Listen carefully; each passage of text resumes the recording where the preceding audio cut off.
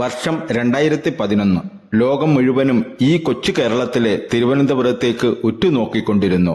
ശ്രീ പത്മനാഭസ്വാമി ക്ഷേത്രത്തിലെ നിലവറ തുറന്നിരിക്കുന്നു. ഏതാനും മണിക്കൂറുകൾക്കുള്ളിലായിരുന്നു ലോകത്തെ ഏറ്റവും സമ്പന്നമായ ക്ഷേത്രമായി അത് മാറി വന്നത്. എന്നാൽ അന്നേ ദിവസം അവർ ഒരു നിലവറ മാത്രം തുറക്കാതെ വെച്ചു. എന്തായിരിക്കും അതിന് പുറകിലുള്ളത്? എങ്ങനെയാണ് ഇത്രയേറെ സ്വത്തുക്കൾ ആ ക്ഷേത്രത്തിനകത്തേക്ക് വന്നത്? ഇന്ന് നിങ്ങളെ സ്വാഗതം ചെയ്യുന്നത് ശ്രീ പത്മനാഭസ്വാമി ക്ഷേത്രത്തിലെ രഹസ്യങ്ങളിലേക്കാണ്.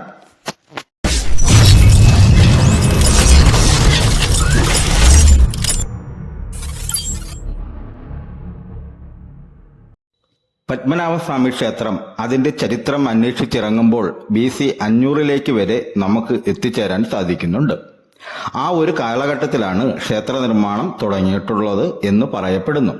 പിന്നീട് അങ്ങോട്ട് വർഷങ്ങൾ കടന്നുപോയപ്പോൾ ചേര, ചോള, പാണ്ഡ്യ രാജാക്കന്മാരെല്ലാം ഇവിടത്തേക്ക് പലതും സമർപ്പിച്ചതും ചരിത്രത്തിൽ കാണാൻ സാധിക്കുന്നുണ്ട്. എന്നാൽ നമ്മുടെ ഇന്നത്തെ ഒരു കാലഘട്ടത്തിലേക്ക് വരുമ്പോൾ നമ്മൾ ഇന്ന് കാണുന്ന നിലയിലേക്ക് ക്ഷേത്രത്തെ മാറ്റിയെടുത്തിട്ടുള്ളത് അനിഴം തിരുനാൾ മഹാരാജാവാണ്. ഒരു വലിയ തീപിടുത്തത്തെ തുടർന്ന് ക്ഷേത്രത്തിന് കാര്യമായിട്ടുള്ള തകരാറുകൾ സംഭവിച്ചപ്പോൾ ആയിരുന്നു അദ്ദേഹം ഇന്ന് കാണുന്ന നിലയിലേക്കുള്ള 7 നിലയും 5 നിലയും പണി കഴിപ്പിച്ചിട്ടുള്ളത്. വർഷം 1947 നമ്മൾ ചെന്ന് നോക്കുമ്പോൾ ആ ഒരു കാലഘട്ടത്തിൽ ഇന്ത്യ സ്വാതന്ത്ര്യമാകുമ്പോൾ അന്ന് തിരുവിതാംകൂർ ഭരിച്ചിരുന്ന ചിത്തിര തിരുനാൾ മഹാരാജാവ് തിരുവിതാംകൂർ തനിച്ചൊരു രാജ്യമായി തന്നെ നിലനിൽക്കും എന്ന് ഒരു തീരുമാനമാണ് എടുത്തിട്ടുണ്ടായിരുന്നത്. എന്നാൽ പിന്നീട് സർദാർ വല്ലഭായ് പട്ടേലിന്റെ ഇടപെടലിനെ തുടർന്നുകൊണ്ട് ഇന്ത്യയിൽ തിരുവിതാംകൂറിനെ ലയിപ്പിക്കുവാൻ അദ്ദേഹം തീരുമാനിക്കുകയായിരുന്നു. പക്ഷേ അവിടെ അദ്ദേഹം ഒരു പ്രധാന കണ്ടീഷൻ വെച്ചിട്ടുണ്ടായിരുന്നു. ശ്രീ പത്മനാഭസ്വാമി ക്ഷേത്രത്തിന്റെ പൂർണ്ണമായിട്ടുള്ള ചുമതലയും അതിന്റെ നടത്തിപ്പ് അവകാശവും എല്ലാ വിധത്തിലുള്ള അവകാശങ്ങളും രാജകുടുംബത്തിന് മാത്രം ആയിരിക്കും എന്നുള്ളതായിരുന്നു ആ ഒരു കണ്ടീഷൻ ഉള്ളത്. അവിടെ നിന്നും വീണ്ടും ഒരുപാട് അധികം വർഷങ്ങൾ കടന്നു വരികയാണ്. വർഷം 2009 എത്തുമ്പോൾ പത്മനാഭസ്വാമി ക്ഷേത്രത്തിന്റെ അവകാശത്തെപ്പറ്റി പലതരത്തിലുള്ള തർക്കങ്ങളും മറ്റും ഉയർന്നു വരികയും വിഷയം ഏറ്റവും അവസാനം ഹൈക്കോടതിയും കടന്ന് സുപ്രീം കോടതിയിൽ എത്തുകയും ചെയ്യുകയാണ്. ഈ ഒരു അവസരത്തിൽ ഇങ്ങനെ ഒരു തർക്കം വന്ന സമയത്ത് എന്തൊക്കെയാണ് അതിനു മാത്രം പത്മനാഭസ്വാമി ക്ഷേത്രത്തിൽ ഉള്ളത് എന്ന് ആദ്യം അന്വേഷിച്ചു അറിയൂ എന്ന് പറഞ്ഞ് അതിനുവേണ്ടി അതിലുള്ള കാര്യങ്ങൾ പൂർണ്ണമായിട്ടും കണക്കെടുപ്പ് നടത്തുന്നതിന് വേണ്ടിയിട്ട് സുപ്രീം കോടതി തന്നെ പ്രത്യേകമായിട്ട് ഒരു സമിതിയെ നിയോഗിക്കുകയാണ്. അവർ അതിനു വേണ്ടിയിട്ട് നേരെ തിരുവനന്തപുരത്തേക്ക് യാത്രയാകുന്നു. അവർ ക്ഷേത്രത്തിനകത്ത് കയറിയപ്പോൾ ആകെ കൂടെ 6 അറകളാണ് അവർക്ക് കാണാൻ സാധിച്ചത്. അതിന് അവർക്ക് പെട്ടെന്ന് തന്നെ നോട്ട് ചെയ്യുന്നതിന് വേണ്ടിയായിട്ട് ഒക്കെ തന്നെ അവർ ABCDEF എന്നിങ്ങനെയായിട്ട് നാമകരണം നൽകുന്നുണ്ട്. അതിൽ തന്നെ അതുപോലെ തന്നെ F എന്നിവ വലിയ 2 മുറികളാണ്. അതുകൊണ്ട് തന്നെ അവയെ രണ്ടിനെയും അവിടെ ഒഴിവാക്കുകയാണ്. അതിനുശേഷം ബാക്കി വരുന്നത് ABCD എന്നിങ്ങനെ മുറികളാണ്, അല്ലെങ്കിൽ നിലവറകളാണ്. ഇതിന്റെ കാര്യത്തിൽ നമ്മൾ നോക്കുമ്പോൾ C അതുപോലെ തന്നെ D എന്നീ നിലവറകൾ ഓരോ 6 മാസം കൂടുമ്പോഴും അവർ തുറക്കുന്നതാണ്. ക്ഷേത്രത്തിന്റെ ഉത്സവങ്ങളും മറ്റുമായിട്ട് ബന്ധപ്പെട്ട പല വസ്തുക്കളും അതിനകത്ത് അവർ സൂക്ഷിച്ച് വെക്കാറുണ്ട്. അതുകൊണ്ട് തന്നെ ആ 2 നിലവറകളെയും നമുക്ക് ഒഴിവാക്കാം. ഇനി ബാക്കിയായിട്ട് വരുന്നത് A അതുപോലെ തന്നെ B നിലവറകളാണ്. സുപ്രീം കോടതിയുടെ ഉത്തരവ് പ്രകാരം 2011 ജൂൺ മാസം 27 സുപ്രീം കോടതി നിയോഗിച്ച പ്രത്യേക സംഘം A നിലവറ തുറക്കാനായിട്ടുള്ള പ്രവർത്തികൾ ആരംഭിക്കുകയാണ്. ആദ്യം തന്നെ അവർക്ക് കാണാൻ സാധിച്ചത് വലിയൊരു ഇരുമ്പിന്റെ വാതിലായിരുന്നു. അത് അവർ ഒരു വിധത്തിൽ തുറന്നു ചെന്നപ്പോൾ അവർക്ക് വലിയൊരു മരത്തിന്റെ വാതിലാണ് പിന്നീട് കാണാൻ സാധിച്ചത്. അതും തുറന്ന് കയറി ചെന്നപ്പോൾ പിന്നീട് അവർക്ക് കാണാൻ കഴിഞ്ഞത് ഒരു ചെറിയ ഇരുണ്ട മുറിയായിരുന്നു. പക്ഷേ അതിന്റെ ഒരു ചുവര് ചെറുതായിട്ട് ഇളകുന്നുണ്ടായിരുന്നു. അതിൽ നിന്നും അവർക്ക് മനസ്സിലാക്കാൻ സാധിച്ചു അത് വലിയൊരു കരിങ്കൽപ്പാളിയാണെന്ന്. വളരെയേറെ ബലം പ്രയോഗിച്ചുകൊണ്ട് ഒരുപാട് സമയം എടുത്തുകൊണ്ടും അവർ ആ കരിങ്കൽപ്പാളി പതിയെ നീക്കുകയാണ്. ആ ഒരു കരിങ്കൽപ്പാളി നീക്കിയപ്പോൾ അതിനപ്പുറത്തേക്ക് അവർക്ക് കാണാൻ സാധിച്ചത് താഴേക്ക് നീളുന്ന ഒരു ഗോവണിയായിരുന്നു. ഈ സ്ഥലങ്ങളിലൊന്നും കാര്യമായിട്ടുള്ള ഓക്സിജൻ ഇല്ല എന്നതുകൊണ്ട് തന്നെ ഫയർഫോഴ്സിന്റെ സഹായത്തോടു കൂടി തന്നെ സുപ്രീം കോടതി നിയോഗിച്ച സമിതിയിലെ അംഗങ്ങളെ ആ ഒരു അറയിലേക്ക് ഗോവണിയിലൂടെ പതിയെ പതിയെ താഴോട്ട് ഇറങ്ങിപ്പോവുകയാണ്. അവിടെ അവർ കണ്ട കാഴ്ച അത്ഭുതപ്പെടുത്തുന്നതായിരുന്നു.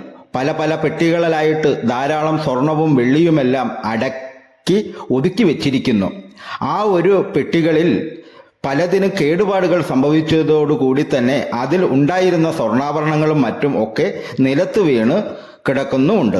അവർക്കൊരിക്കലും തങ്ങളുടെ കണ്ണുകളെ വിശ്വസിക്കാൻ കഴിഞ്ഞില്ല. കാരണം അത്രയേറെ വിലമതിക്കുന്ന വസ്തുക്കളായിരുന്നു അതിനകത്ത് ഉണ്ടായിരുന്നത്. ധാരാളമായിട്ട് സ്വർണവും വെള്ളിയും അതിന് അപ്പുറത്തേക്ക് മരതകവും വജ്രങ്ങളുമെല്ലാം ആ മുറിക്കകത്ത് അവർക്ക് കാണാൻ സാധിച്ചു. ആ ഒരു സ്വർണ്ണാഭരണങ്ങളുടെ കാര്യത്തിലേക്ക് നമ്മൾ നോക്കുമ്പോൾ തന്നെ വലിയ വലിയ ആഭരണങ്ങളായിരുന്നു അവിടെ ഉണ്ടായിരുന്നത്. അതിലെല്ലാം ധാരാളം രത്നങ്ങളും മറ്റുമൊക്കെ പതിപ്പിച്ചു വെച്ചിട്ടുണ്ടായിരുന്നു. 12 ദിവസങ്ങൾ എടുത്തുകൊണ്ടാണ് ആ ഒരു നിലവറയ്ക്കകത്തെ മുഴുവൻ വസ്തുക്കളും അവർ പുറത്തെടുത്ത് അതൊക്കെ തൂക്കി നോക്കിയിട്ട് അതിൻ്റെ അളവുകളും കാര്യങ്ങളും ഒക്കെ രേഖപ്പെടുത്തുന്നത്. അന്നത്തെ ഒരു കണക്കുകൾ പ്രകാരം അതിൻ്റെ മുഴുവനായിട്ടുള്ള ആസ്തി എന്ന് പറയുന്നത്, അതായത് അതിൻ്റെ മെറ്റീരിയൽസിൻ്റെ മാത്രം ആസ്തിയായിട്ട് അന്ന് അവർ ഏറെക്കുറെ കണക്ക് കൂട്ടിയത് 1.2 ലക്ഷം കോടിയാണ്. അതായത് 1,20,000 കോടി രൂപ വിലമതിക്കുന്ന വസ്തുക്കൾ ഉണ്ട് എന്നാണ് അന്നത്തെ ദിവസം അവർ കണക്കാക്കി വെച്ചിട്ടുള്ളത്. നമ്മൾ ഇന്നത്തെ ഒരു വിലയിലേക്ക് ഒക്കെ നമ്മൾ താരതമ്യപ്പെടുത്തുമ്പോൾ ഇന്നത്തെ വില പ്രകാരം ഏറെക്കുറെ 4 ലക്ഷം കോടിയിൽ അധികം വരും. ഇതിന്റെ മൂല്യം അതിനും അപ്പുറത്തേക്ക് ആ ഒരു നിലവറയ്ക്കകത്ത് നിന്നും പല വിദേശ കറൻസികളും പല വിദേശ രാജ്യങ്ങളിൽ ഉപയോഗിച്ചുകൊണ്ടിരുന്ന സ്വർണ്ണ നാണയങ്ങൾ അതൊക്കെ കണ്ടെടുക്കാൻ സാധിച്ചു. ആ കൂട്ടത്തിൽ പാണ്ഡ്യന്മാരുടെയും ചോളന്മാരുടെയും എല്ലാം സീൽ പതിപ്പിച്ച സ്വർണ്ണ നാണയങ്ങൾ കൂട്ടത്തിൽ ഉണ്ട്. അശോക ചക്രവർത്തിയുടെ സീൽ പതിപ്പിച്ച കോയിനുണ്ട്. നെപ്പോളിയൻ ബോണറ്റിന്റെ സീൽ പതിപ്പിച്ച കോയിനുണ്ട്. അതിനും അപ്പുറത്തേക്ക് റോമൻ സാമ്രാജ്യത്തിൽ നിന്നുള്ള കോയിനുകൾ വരെ, സ്വർണ്ണ നാണയങ്ങൾ വരെ ആ നിലവറയ്ക്കകത്ത് നിന്ന് അവർക്ക് കണ്ടെടുക്കാൻ സാധിച്ചിട്ടുണ്ടായിരുന്നു. അതുകൊണ്ട് തന്നെ മെറ്റീരിയലിസ്റ്റ് വാല്യൂ എന്നതിനപ്പുറത്തേക്ക് പുരാവസ്തുവിന്റെ കൂടെ വാല്യൂ കൂട്ടിയിട്ട് മൊത്തമായിട്ട് നമ്മൾ നോക്കുമ്പോൾ അതിൻ്റെ ഏറെ വാല്യൂ എന്ന് പറയുന്നത് 50 ലക്ഷം കോടിയിലധികം വരും. ഇത്തരത്തിൽ തന്നെ നിലവറയുടെ മുഴുവനായിട്ടുള്ള കണക്കെടുപ്പുകൾ നടത്തി അതിലുള്ള ഓരോ വസ്തുക്കളെയും വളരെ സൂക്ഷ്മമായിട്ട് അതിലുള്ള രത്നങ്ങളെയും പവിഴങ്ങളെയും എല്ലാം കറക്റ്റായി എടുത്ത് നോക്കി കണക്കുകളൊക്കെ രേഖപ്പെടുത്തി വീണ്ടും നല്ല രീതിയിൽ തന്നെ അവർ തിരിച്ചു വെച്ചതിന് ശേഷം അടുത്തതായി അവർ നിലവറ തുറക്കാൻ വേണ്ടിയുള്ള ശ്രമങ്ങളായിട്ട് മുൻപോട്ട് പോവുകയാണ്. എന്നാൽ ഇതേ സമയത്ത് തന്നെ രാജകുടുംബാംഗങ്ങൾ വീണ്ടും സുപ്രീം കോടതിയെ സമീപിച്ചിട്ടുണ്ടായിരുന്നു. ഒരു കാരണവശാലും നിലവറ തുറക്കരുത് എന്നാണ് അവർക്ക് പറയാനുണ്ടായിരുന്നത്.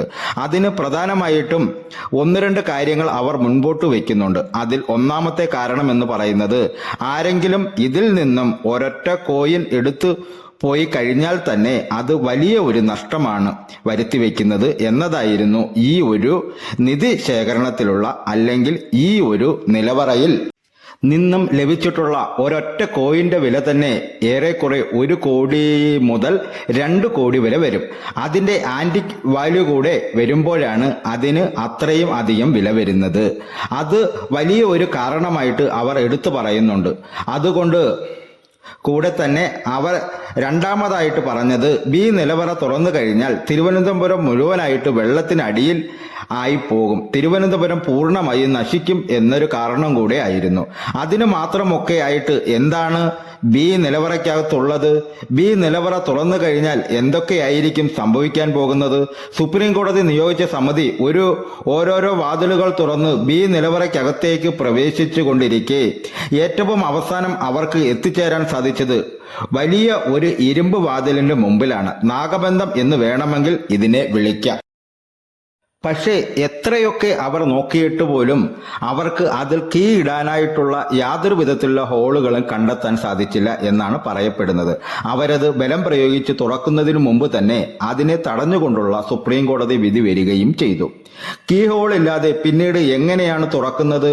അവിടെ മുതലാണ് വി നിലവറയുമായി ബന്ധപ്പെട്ട രഹസ്യങ്ങൾ തുറക്കപ്പെടുന്നത്. ഈ ഒരു വാതിൽ തുറക്കേണ്ടത് ചാവി ഉപയോഗിച്ചു കൊണ്ടല്ല, നാഗമന്ത്രം ഉപയോഗിച്ചു കൊണ്ടുവേണം ഈ ഒരു വാതിലിനെ തുറക്കാനായിട്ട്. അതായത് ഗരുഡ പുരാണം ഒരു പ്രത്യേക രീതിയിൽ ആലപിക്കുമ്പോൾ നമ്മുടെ ശബ്ദത്തിൽ നിന്നുള്ള വൈബ്രേഷൻ കാരണമാണ് ഇത് തുറക്കപ്പെടുന്നത്. അതായത് ഈ ഒരു ഗരുഡ മന്ത്രമാണ് ഇതിന്റെ താക്കോൽ എന്ന് ചുരുക്കം. പല ആളുകളെയും കൊണ്ടുവന്ന് ഈ മന്ത്രം ഉരുവിട്ട് നോക്കിയെന്ന് പലരും പറയപ്പെടുന്നുണ്ട്. എത്രയൊക്കെ നോക്കിയിട്ടും അത് തുറക്കാൻ കഴിഞ്ഞില്ല എന്ന് പല ആളുകളും പറയപ്പെടുന്നുണ്ട്. ഇതിനും അപ്പുറത്തേക്ക് എന്തെല്ലാം കാര്യങ്ങളാണ് ആ വാതിലിന് പുറകിൽ ഒളിച്ചിരിക്കുന്നത്? അതിനെ നമ്മൾ നോക്കുമ്പോൾ പലതരത്തിലുള്ള അഭിപ്രായങ്ങൾ പലരുമായിട്ടും ബന്ധപ്പെട്ട് പറഞ്ഞു പ്രചരിപ്പിക്കുന്നുണ്ട്. അതിൽ ഒന്നാമതായിട്ട് വരുന്നത് മഹാവിഷ്ണുവിന്റെ സുദർശന ചക്രം അതിനകത്താണ് ഇരിക്കുന്നത് എന്ന കാര്യമാണ്. രണ്ടാമതായിട്ട് വരുന്നത് ഈ ഒരു വാതിൽ എങ്ങാനും ബലം പ്രയോഗിച്ച് നമ്മൾ തുറന്നു കഴിഞ്ഞാൽ അതില് ബന്ധപ്പെട്ട് പലതരത്തിലുള്ള വാതിലുകൾ കണക്ട് ചെയ്ത് വെച്ചിട്ടുണ്ട്. ബി നിലവറയുമായി ബന്ധപ്പെട്ട് പല ഭാഗങ്ങളിൽ നിന്നുള്ള കടലിൽ നിന്നുള്ള ഒരു വാതിൽ, അതുപോലെ തന്നെ തിരുവനന്തപുരത്തെ പലതരത്തിലുള്ള ജലസ്രോതസ്സിൽ നിന്നുമായിട്ട് പല വാതിലുകൾ, അങ്ങനെ പല വാതിലുകൾ ഈ ഒരു നിലവറയുമായി ബന്ധപ്പെടുത്തി വെച്ചിട്ടുണ്ട്. നമ്മൾ ബലം പ്രയോഗിച്ച് ഈ ഒരു വാതിൽ തുറന്നു കഴിഞ്ഞാൽ, നാഗബന്ധം നമ്മൾ തുറന്നു കഴിഞ്ഞാൽ അവയെല്ലാം ഒരേ സമയം പൊട്ടുകയും മുഴുവനായും വെള്ളം ഇരച്ചു കയറി വരികയും തിരുവനന്തപുരം മുഴുവനായിട്ട് ആ വെള്ളത്തിൽ മുങ്ങിപ്പോവുകയും ചെയ്യും എന്നാണ് ഒരു വിഭാഗം ആളുകളും അഭിപ്രായപ്പെടുന്നത്. ഈ ഒരു കാര്യമൊക്കെ ആയിരുന്നു രാജകുടുംബം സുപ്രീം കോടതിയിൽ പരാമർശിച്ചിട്ടുണ്ടായിരുന്നത്. ഇനി നമ്മൾ യാഥാർത്ഥ്യത്തിലേക്ക് തിരിച്ചു വരുമ്പോൾ സുപ്രീം കോടതി നിയോഗിച്ച CS രാജൻ എന്ന പേരുള്ള വ്യക്തി താക്കോൽ ഉപയോഗിച്ചുകൊണ്ട് 3 തവണ തുറക്കുന്ന ബി നിലവറയിലെ പൂട്ട് 2 തവണ തുറന്നിട്ടുണ്ടായിരുന്നു. എന്നാൽ 3ാമത്തെ തവണ അദ്ദേഹം തിരിച്ചപ്പോൾ അതിൽ തുരുമ്പ് കാരണമായിട്ട് പൂർണ്ണമായിട്ടും തിരിഞ്ഞു വന്നില്ല. എന്നാൽ ഈ ഒരു സമയം കൊണ്ട് രാജകുടുംബാംഗങ്ങൾ സ്റ്റേ ഓർഡർ മേടിച്ചത് കൊണ്ടാണ് തുറക്കാൻ കഴിയാതെ ഇരുന്നത് എന്നാണ് അദ്ദേഹം അഭിപ്രായപ്പെടുന്നത്. ഇതിനും അപ്പുറത്തേക്ക് ബി നിലവറയെക്കുറിച്ച് വ്യക്തമായി പഠിച്ച് റിപ്പോർട്ട് സമർപ്പിക്കാൻ വേണ്ടി സുപ്രീം കോടതി തന്നെ നിയോഗിച്ച വ്യക്തിയായിരുന്നു ഗോപാല സുബ്രഹ്മണ്യം. അദ്ദേഹത്തിന്റെ റിപ്പോർട്ട് പ്രകാരം ചരിത്രത്തിൽ 7 തവണ ബി നിലവറ തുറന്നിട്ടുണ്ട് എന്നാണ് പറയുന്നത്. അതിൽ ഏറ്റവും അവസാനമായിട്ട് ബി നിലവറ തുറന്നിട്ടുള്ളതാകട്ടെ 1881-ലും. എന്ത് കാര്യത്തിന് വേണ്ടിയിട്ടാണ് ബി നിലവറ തുറന്നിട്ടുള്ളത്? അതിൽ ഇത്രയേറെ അപകടങ്ങൾ ഒളിച്ചിരിക്കുന്നില്ലേ? ഇതിനെക്കുറിച്ചൊക്കെ നമ്മൾ നോക്കുമ്പോൾ രാജ്യത്ത് തിരുവിതാംകൂർ എന്തെങ്കിലും തരത്തിൽ ഉള്ള ദാരിദ്ര്യമൊക്കെ നേരിടുന്ന അവസരങ്ങളിൽ ഈ ബി നിലവറ തുറന്ന് അതിനകത്തു നിന്നുമുള്ള വസ്തുക്കൾ ഉപയോഗിച്ചുകൊണ്ട്, അതിനകത്തു നിന്നുള്ള വിലപിടിപ്പുള്ള വസ്തുക്കൾ ഉപയോഗിച്ചുകൊണ്ടാണ് രാജ്യത്തിന്റെ കാര്യങ്ങളെല്ലാം നല്ല രീതിയിൽ മുൻപോട്ട് കൊണ്ടുപോയിട്ടുണ്ടായിരുന്നത് എന്ന നിലയ്ക്കാണ് അദ്ദേഹം അഭിപ്രായം രേഖപ്പെടുത്തുന്നത്. 1881 ബി നിലവറ തുറന്ന അവസരത്തിൽ അതിനകത്തുള്ള വസ്തുക്കളുടെ മുഴുവൻ ഒരു കണക്കെടുപ്പ് നടത്തിയിട്ടുണ്ടായിരുന്നു. അത് പ്രകാരം 12,000 കോടി രൂപ വിലമതിക്കുന്ന വസ്തുക്കളാണ് ബി നിലവറയ്ക്കകത്തുള്ളത്. ഈ ഒരു കാലത്തെ വാല്യൂ വെച്ച് നമ്മൾ കമ്പയർ ചെയ്ത് നോക്കുമ്പോൾ ഇന്നത്തെ ഏറെക്കുറെ 800 ലക്ഷം കോടിയോളം വിലമതിക്കുന്ന സ്വത്തുക്കൾ വരും അത്.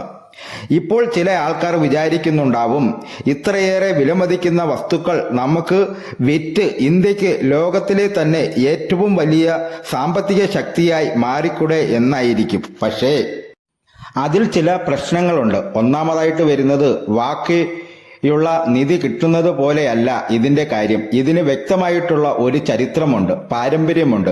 ഇത് നോക്കി നടത്താനായിട്ട് ആളുകളും മറ്റുമുണ്ട്. അതിന് അപ്പുറത്തേക്ക് നമ്മൾ നോക്കുമ്പോൾ വിലയും അതുപോലെ തന്നെ മൂല്യവും തമ്മിലുള്ള വലിയ ഒരു വ്യത്യാസവും അതിനകത്തുണ്ട്.